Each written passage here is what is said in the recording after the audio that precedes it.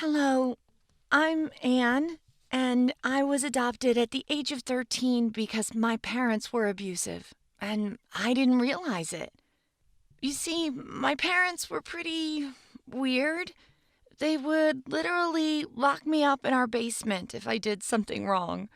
Basically, if I would break something, or go to bed too late, or even talk too loudly, they would send me to the basement, never really explaining what I did wrong. I would sit there in the darkness. The only light coming out was from a small window that I couldn't reach. When I was 6 or 8, I didn't really understand what was happening. The only thing I had when I was down there was my imagination. I even had an imaginary friend. I used to talk with him, but then my parents said I couldn't do that either. Yeah. As I got older, like around 12, I wasn't sent to the basement as often when I was a kid. Instead, my parents created a strike system. If I did 3 wrong things, then I would be sent to the basement. It was only then that I started to really see how my parents were talking to each other. Or, more accurately, weren't talking to each other.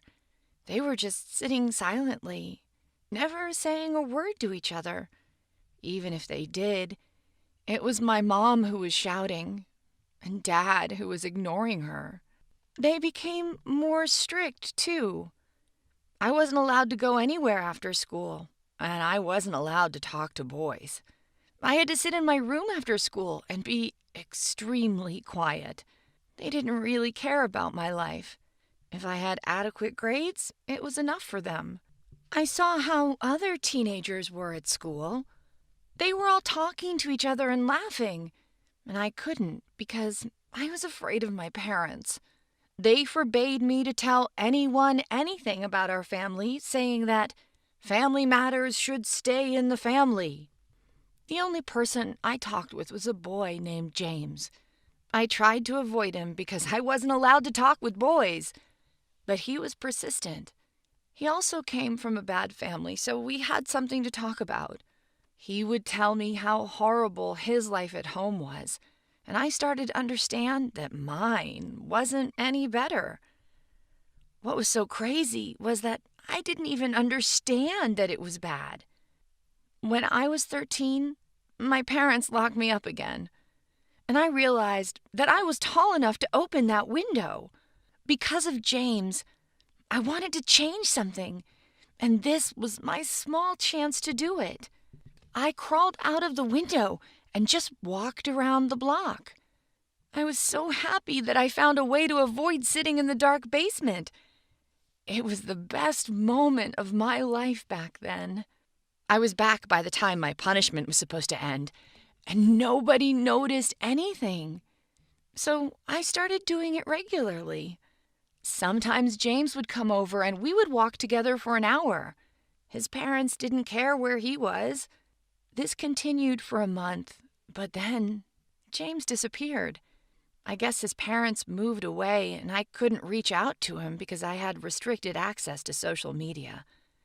I continued to do it alone, but one day my parents caught me. I crawled back in and saw my father standing in the middle of the basement in the dark. I was so scared and I tried to say something, but nothing came out. He took me to my mother, and they both told me to get out of their house. They said, "If you want to live like a homeless person, go and be homeless." I begged them not to throw me out, but they didn't listen to a word I said. I was in tears, and this was rare because I didn't cry much. I was just too accustomed to my life being like this. But what happened that day, it was a bit much, even for me. Now I realize that they just wanted to scare me and they weren't really throwing me out. But back then, it was scary, yeah. I didn't know where to go, so I went straight to school. It was the only other place I really knew, to be honest. It was nighttime, so I was trying to be as invisible as possible. School was closed at night, of course, so I had to wait the entire night there. I hid behind one bush and tried to sleep, but it didn't work. I was too worried and scared.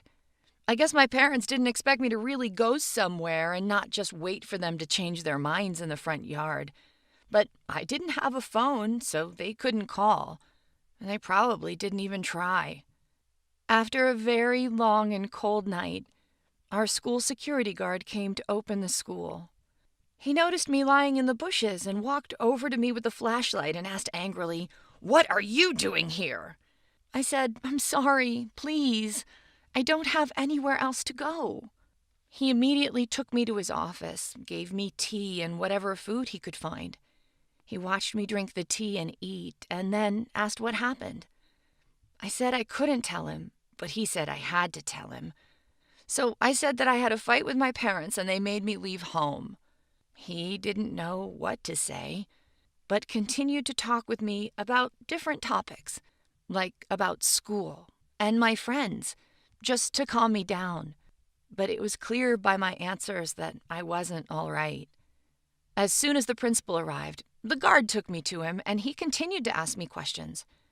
As I found out later, my parents would act normal when they would come into my school, and basically, they said that I had a learning disability and that was the reason I was so quiet.